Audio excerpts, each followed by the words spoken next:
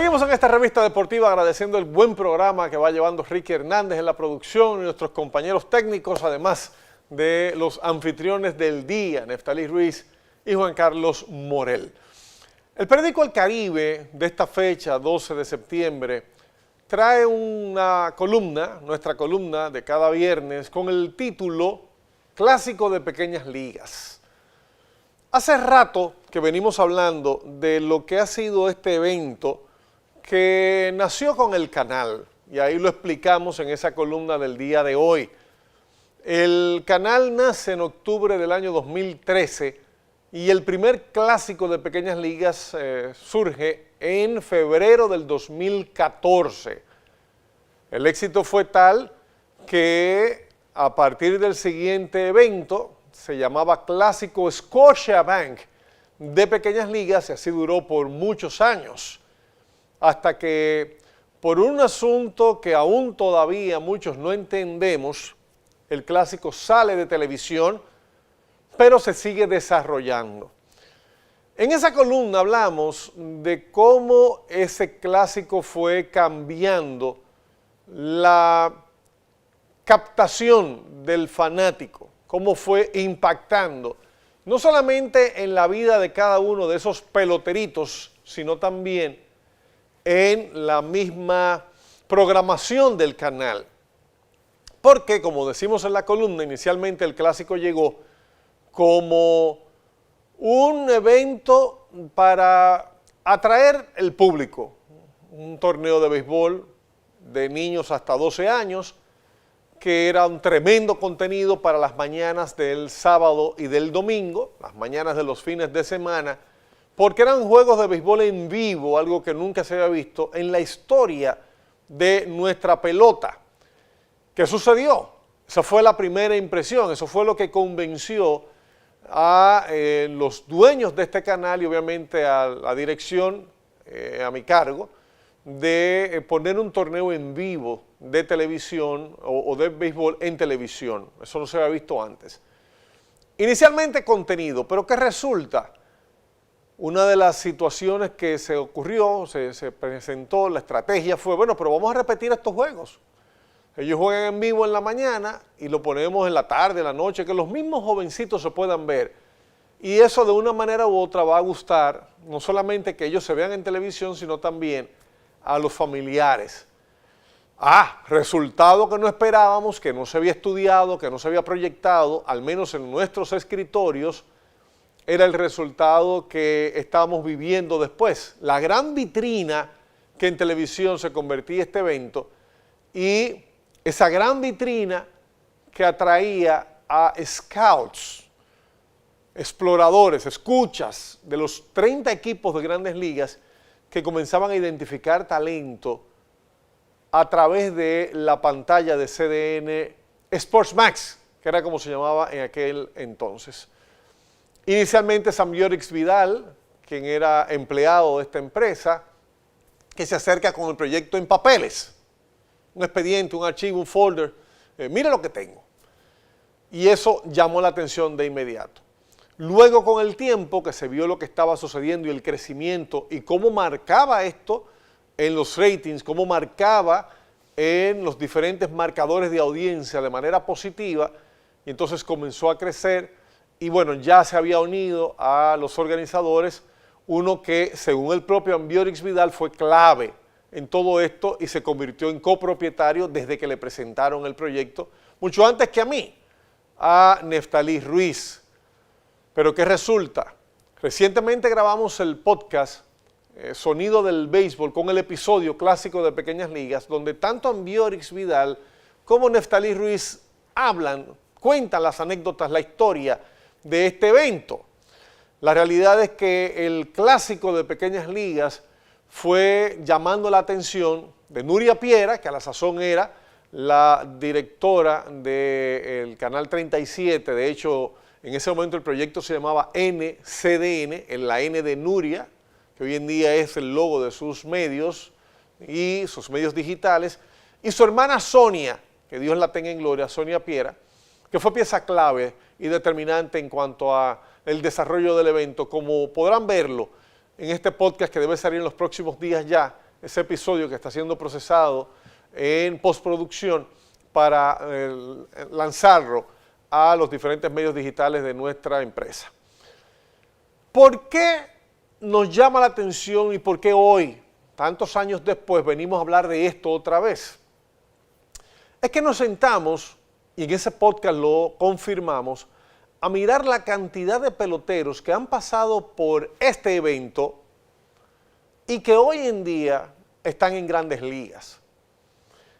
Hace unos días, hace 2 días exactamente, se vivió la nueva edición del sorteo o draft de novatos o de nuevos ingresos a la Liga Dominicana de Béisbol, Lidom.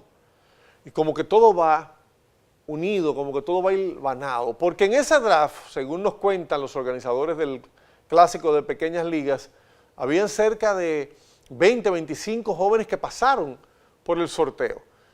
¿Cuál ha sido la cadena? Estuvieron en el sorteo y pasaron por el Clásico. ¿Cuál ha sido esa cadena?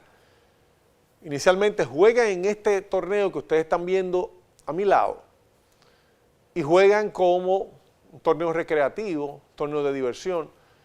Ahí en ese podcast que va a salir, en ese episodio que va a salir, cuentan por qué los equipos tenían nombres franquicia, eran nombres del torneo, y usted no veía por qué la liga de tal o cual estaba representando una zona, sino que dentro de una zona se elegían diferentes programas, diferentes ligas, y conformaban un equipo y representaban la zona. Entonces, el Clásico de inmediato impactó con eso, pero los nombres eran nombres eran franquicias del evento. Entonces comenzamos a hacer una especie como de revisión de la historia y encontramos que cerca de 400 jóvenes que pasaron por este evento ya han firmado para jugar profesional.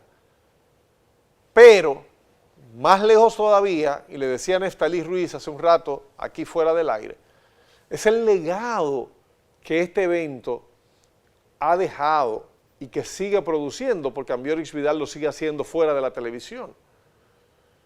¿Cuál es ese legado?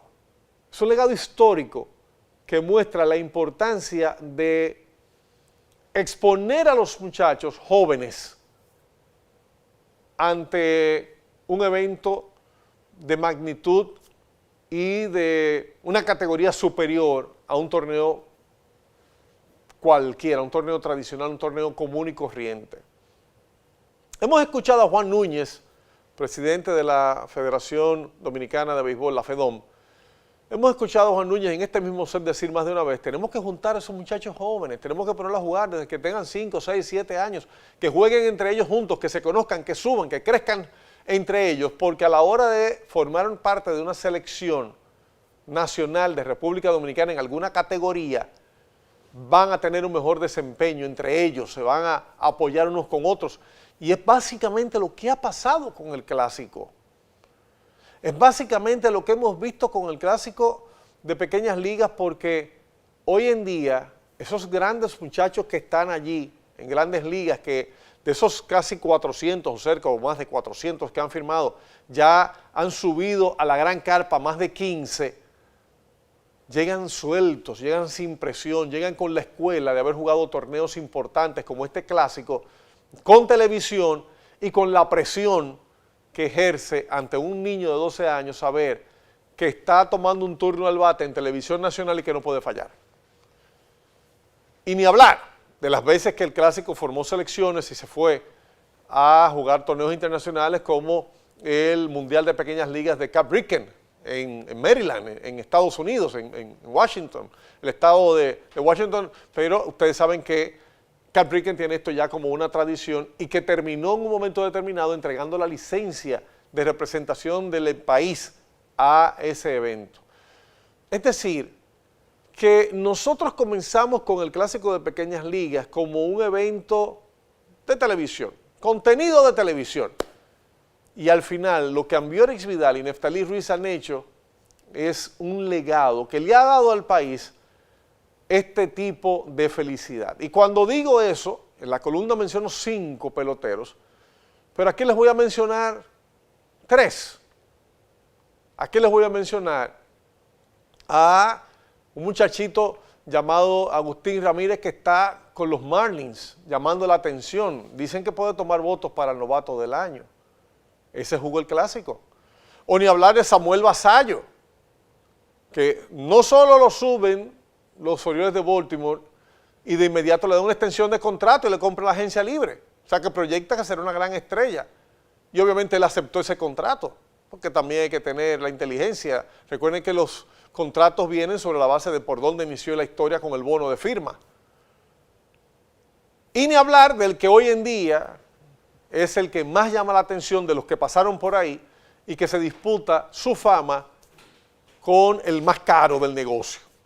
Sí, porque cada vez que él rompe pantalla, Junior Caminero da un jonrón, de inmediato no sé por qué los fanáticos ven si Juan Soto también dio uno.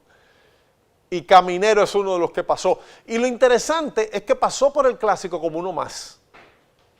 Como dice en el episodio del podcast Sonido del Béisbol, que saldrá en los próximos días, Neftali y Ambiorix. Cuando él estaba en el clásico, él era uno más. Y sobre la base de trabajo y de talento, este muchacho ha demostrado lo que puede hacer. Que ayer vieron ustedes aquí a Carlos Peña, hoy gerente de los Leones del Escogido, decirle a Rafi de León en un reporte especial para este programa que él está deseoso porque sea Junior Caminero el que rompa el récord de jonrones de los Reyes de Tampa que le pertenece a Carlos Peña Camilo, el gerente de los Leones. Oiga usted por dónde vaya uno de los que pasó como uno más por el clásico de Pequeñas Ligas. Muchas felicidades a Ambiorix Vidal, muchas felicidades a Neftali Ruiz y nosotros desde nuestra óptica, desde nuestro escritorio, simplemente damos gracias a Dios por permitirnos aportar sobre la base de un evento como ese. Dios les bendiga.